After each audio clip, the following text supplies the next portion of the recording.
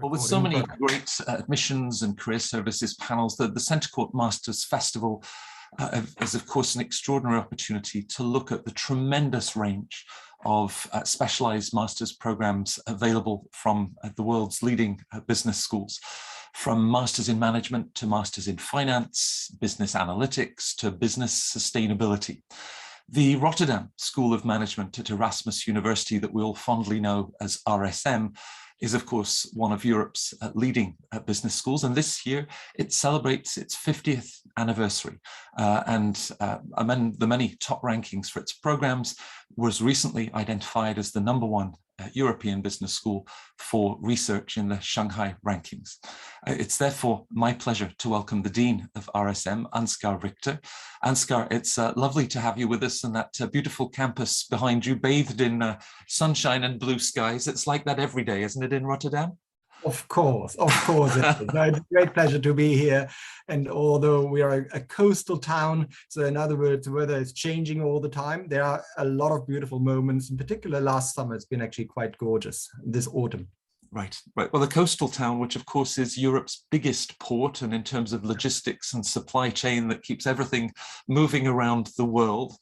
We talked about a 50th anniversary, but perhaps at a slightly shorter time frame, even as you think over the next 10 or 20 years, where do you feel that business schools like RSM will have the most impact? Well, it's no doubt that business schools in general have already become and will continue to become far more impact and engagement oriented. That's really an overriding theme, and it originates from many different kind of sources, as it were. I think business schools, including ourselves, will focus very much on the grand societal challenges, in particular those captured by the Sustainable Development Goals, the 17 SDGs as they are known, formulated by the United Nations. We're working very closely, for example, with Prime and with other groups in order to make this happen.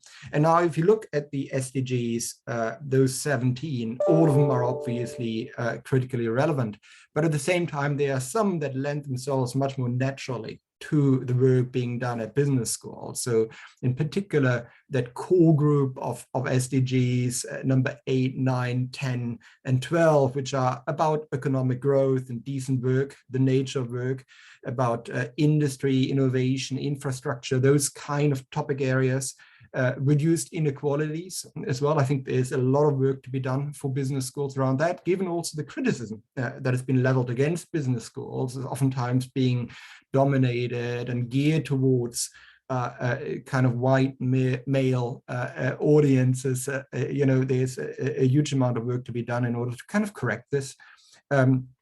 Responsible consumption and production is one of the SDGs as well. I think there we have a lot to offer as well. But then there are also some other SDGs that are of relevance. So for us, to give just one example, SDG 7 is about affordable and clean energy.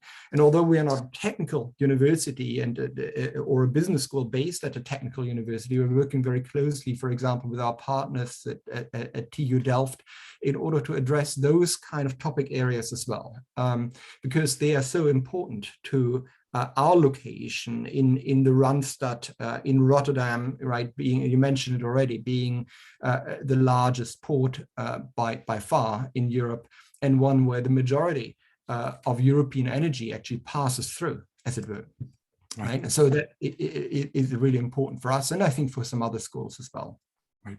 The school has a very purposeful mission statement. You talk about being a force for positive change. Now, of course, since you arrived at the school, we've had a global pandemic, but you've had the time to really think about sort of your vision and strategy for the school. So talk a little bit about that strategy and how it reflects the sort of impact on society that you feel RSM can contribute to. Sure. You mentioned already our mission to be a force for positive change, and that mission has been reaffirmed through the strategy process. So in other words, although we've gone through a very fundamental and far-reaching strategy process recently, we've decided actually to stay with our mission, which has been in place since about 2016 or 2017, going back again to earlier roots. But we felt that this mission was so powerful and still imbues us with so much energy that we actually, although we revisited it and thought about it from different angles, we've decided to stay with it. So in some sense, our new strategy is about living that mission, as it were, making it real, right? Implementing it and operationalizing it, if you will, because obviously a mission is necessarily wide and open and in that sense unspecific. And so there's a lot of work to be done in order to make it concrete and tangible. And I think that's what our strategy aims to do. It's based around 3 pillars of work. First of all, knowledge creation, and we emphasize here much more strongly impactful knowledge creation. You already mentioned that we've had some major successes that we really take great joy and pride in the area of research. And so we really can claim we're doing world-class research at the school, but at the same time, we really want to make sure that this knowledge is implementable, that it means something for the world around us, that we can justify to the world all the resources that go into producing this research and make it even better along the way. So that's the first one. The second pillar is about transformative education. So if you look at the school, we run approximately 25 degree programs. We are a full suite of program school. And then on top of that, we also have non-degree programs, for example, in the form of open enrollment and executive education type of courses. And if you look at the whole setting, we have more than 10,000 students, participants at any point in time. So that's actually a big school and a big operational responsibility. Now, we are going through each and every program, be they degree or non-degree programs, to really make sure that every student is touched in one way or another by this mission to be a force for positive change, right? That there are opportunities to not only to teach this, but really to experience this mission and to integrate all our participants in the work on this mission. Obviously, we are also thinking a lot about program innovation. We have introduced quite a number of new programs already, which are really exciting, cutting edge. We have MOOCs, for example, in really exciting topic areas on sustainable finance, just to mention one example. We have a new program, which is really a specialization within our master suite, on medical business and innovation, where we leverage the fact that we are actually part of a university that has a world-class medical school, the Erasmus Medical Center, right? So we're working very closely with them. And obviously, digital innovation in our program portfolio is also a big theme, also for our new strategy. And then the third pillar of our strategy is a work around engagement and impact. And in some sense, a strategy is there in order to show an institution like us the direction and to do something new, but at the same time, it's also there, it exists in order to make visible what it is that we are doing already. We have a very bottom-up driven organization. So there's been already a lot of engagement and impact work over the last few years, and that's really wonderful. But we want to make sure that we actually bring much greater systematic power to this work around engagement and impact. We see ourselves as a multi-stakeholder school. So as a business school, we are not just a school for students of business administration, we are also a school for businesses and other non-business stakeholders in our environment in particular.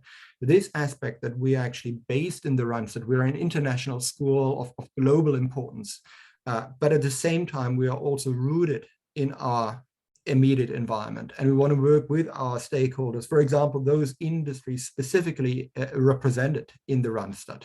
That is really important. So our strategy emphasizes also things such as innovation and entrepreneurship.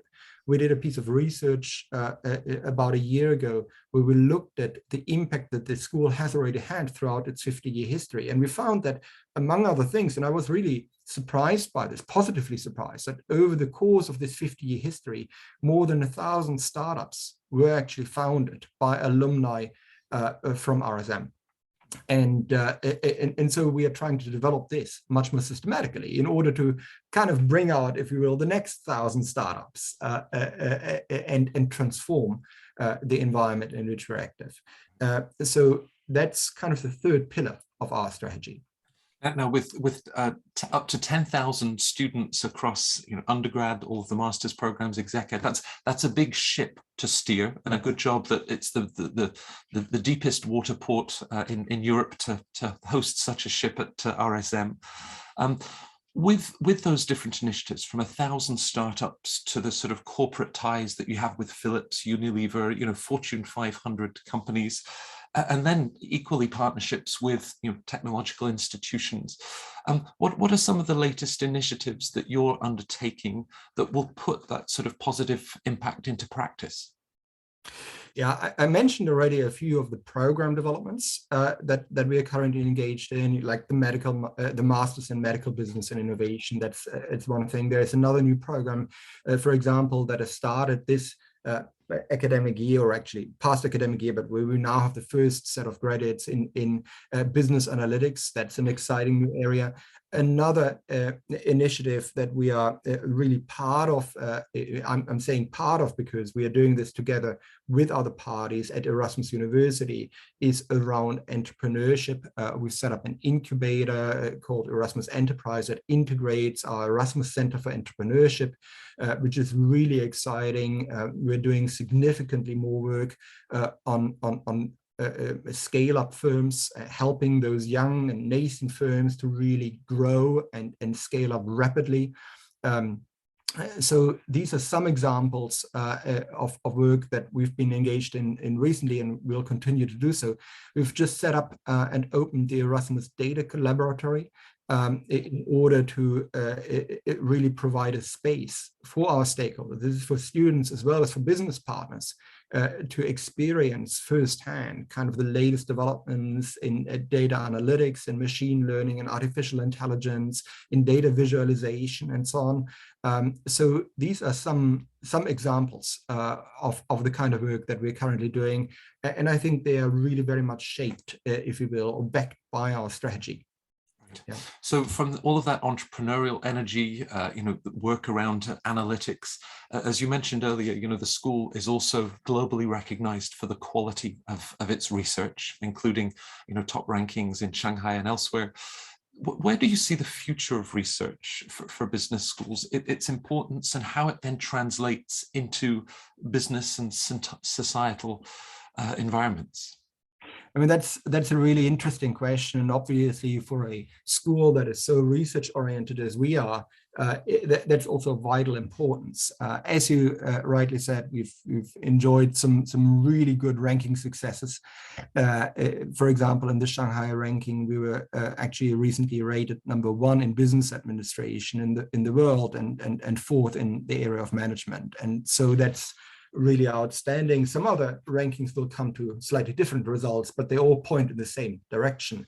I think this is based not only on kind of obviously extraordinarily productive staff and faculty members who are outstanding researchers, but they have also created a research culture that enables others, for example, new researchers, those who are coming out of the PhD program, to really buy into this culture as well. So a very strong PhD program. We've invested over the past few years really a lot in the PhD program, both our full-time PhD program as well as in our part-time PhD program. We have multiple editorships, so colleagues who are assuming editorial roles, senior editorial roles at some of the leading journals. But we also have invested a lot in our infrastructure. For example, Erasmus Behavioral Lab that allows us to do the latest work in the area of experimental work, for example. And so these are just some examples. I think more fundamentally, where is this going? I see a number of important developments. First of all, I do see a certain bifurcation. There's only so many schools that can do this kind of top-notch research on the one hand, and at the same time doing highly engaged and practice-oriented work. And I think we can be one of those schools. It does require a certain degree of that infrastructure that I mentioned earlier, that you need to have in one way or another. And also, you need to be able to work with top-notch faculty, and faculty is actually in short supply. This is one of our greatest constraints, and a lot of schools are competing for top-notch faculty. But then the second development that I would really want to highlight is the move towards more collaborative research. If you're talking about engaged and impactful research, you can do research that is of importance, so that you do and then translate it into the world of practice. That's one thing. But the next step of development is really not that you actually do your research in your ivory tower and translate it afterwards, but you actually work together with your stakeholders to identify the relevant questions and carry out this research in a collaborative fashion. Yeah, and that's what we are trying to do as well. And I think other schools are moving in the same direction. That is a challenge, but it's a challenge that is worthwhile. Right. You talk about collaborative research. As we think within the framework of our audience at the festival, who themselves are looking to go to business school, their masters that will contribute to their own personal and professional development, a leadership journey. Now, whether that's collaborative leadership, responsible leadership, you pointed to a number of the 17 SDGs and how those are integrated into the program. So as you think about that future generation of master's students, what do you feel are 2 or 3 key leadership skills that they will need to be successful in their future business careers and the impact in society? Yeah, thanks for that question, because obviously that question also resonates with me as I think about my own leadership and those of my immediate colleagues as well. What are the qualities that help us succeed and that are really important in today's world for us, and for our students, of course. So one of the things that I would say is this ability to continuously learn is really important. If I look at my work, and I've been in academia now for over 20 years, and in some other professional roles for over 25, I feel that the nature of work that I'm doing today and that our graduates are going to do in future is vastly different from what it's been in the past. And it's hard to predict what exactly that will be. So one of the key abilities that help you succeed in that fast changing environment is that ability to embrace that change and actually to learn as well. I'm sometimes sitting there at the weekends or during holidays or whatever and learn a new programming language, for example, because I feel that's relevant. And that's just one example. This adaptability to embrace whatever challenge you may face at this point in time and say, okay, well, whatever I've learned in the past serves me as a solid base. But at the same time, I need to go beyond this and relearn. That's really critically important, I feel. Another ability I would describe as design thinking, design thinking and innovation. So not just to focus on whatever operational improvement you have to make to your line of work, for example, to solve the concrete challenge, but to look at that problem that you're trying to solve as part of a bigger system, of a wider system, and as you develop a leadership into a leadership role, you need to take responsibility for that overall system, not just for the individual specific small problem at hand. Right. Yeah. So that design perspective is I think critically important. And then the third one that I would mention is this mission orientation and ethical leadership as well. That you want to make a positive difference in the world. I certainly do. And to do this, or to say this, not just at the beginning of your career and set out with these grand objectives, as it were, but to carry through with this and to be reminded almost on a daily basis, if you will, what is it, what positive difference do you actually try to make? And keep this North Star type of orientation in your life. I think that serves a leader very well, and I hope that what we enable our students as well, or that we equip our students with this kind of thinking. From business sustainability through masters in finance, masters in management, digital marketing. Of course, as you mentioned earlier, that there's such a tremendous suite of specialized master's programs at RSM, and whether you're 25 years into your career, or typically for your next generation at that early career, they're often thinking about, well, if I get this master's, then maybe I can take on this role in this company. This will be my career path.